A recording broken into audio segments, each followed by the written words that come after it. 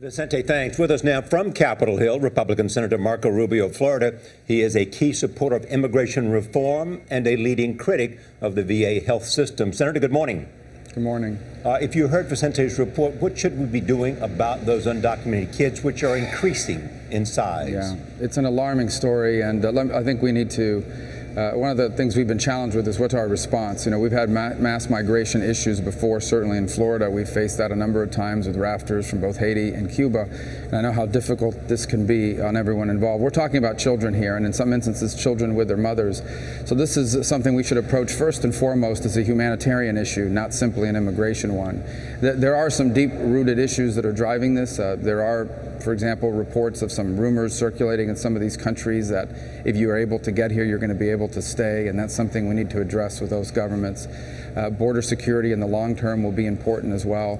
But right now, immediately, we should be concerned about the humanitarian aspects of it. Having a large number of children crossing that border by traffickers is just going to be a magnet for all sorts of bad actors to try to take advantage of this. So I hope we can come up with a bipartisan plan to deal with this on an emergency basis. When will we have that, number one? And number two, you got into some political pushback on immigration reform. When will we see thorough immigration reform? Well, on the first end, I think we're struggling to find how to handle this situation because it's a very serious one involving children, the most vulnerable of all peoples. So my hope is that we'll be able to put a group together here to work on some answers. As far as the politics of immigration reform are concerned, it's the right thing to do for the country. I recognize that there is political resistance to that issue, but I also recognize that those of us who were sent here, we're not sent here to simply poll well. We were sent here to try to make a difference on an issue of extraordinary importance for our country. This is related to it, and somehow we have to focus on it in that way. But beyond it, I would say we have significant problems with our legal immigration system, where a number of countries are now coming here to recruit our most talented graduates away from us. Senator, 47,000 children since October. They are in this country illegally. Should they be deported? Well, I think that first of all, they should be treated humanely as possible in the situation as long as they are here.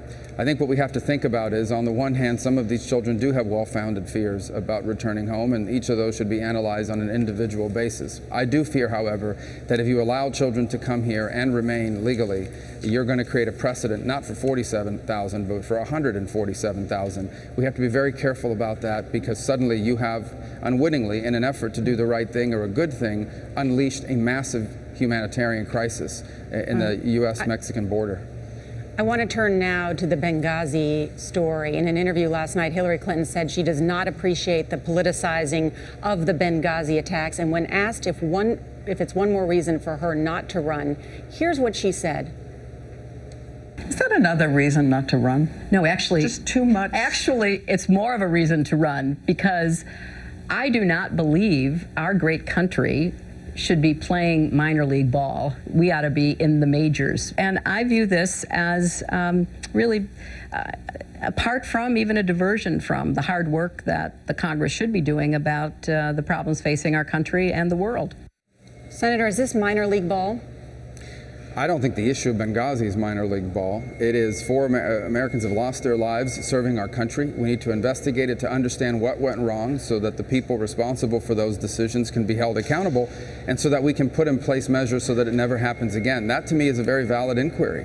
The State Department had at its disposal a steady stream of reporting about how dangerous and how much danger that facility in Benghazi was in. It is a fact that they did not take sufficient security measures, and it is a fact that perhaps they shouldn't have even been there, and it is a fact that they did not have an extraction plan in place that was sufficient.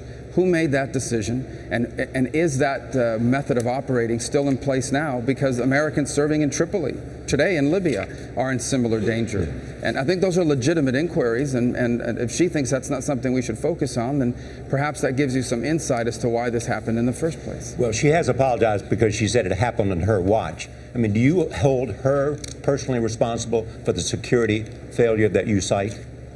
Ultimately, this was a systemic breakdown of the State Department's security apparatus, and she ran the State Department. She should have known of the dangers that existed there. In fact, in a hearing we had here a year and a half ago, I asked her specifically about meetings she had with the Libyan government, in which she was made aware of the fact that many of these militias that were providing some of the perimeter security were unreliable and how dangerous Benghazi had become. The Brits had pulled out of Benghazi, the Red Cross had pulled out of Benghazi, the U.S. facility had already been previously targeted. So not only has she not been held responsible, no one has been held responsible. I believe 4 individuals were suspended with pay. All 4 have returned to work.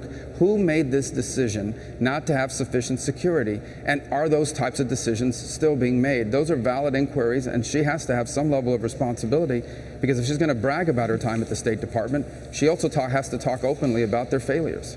Senator Rubio, thank you for joining us. Thank you.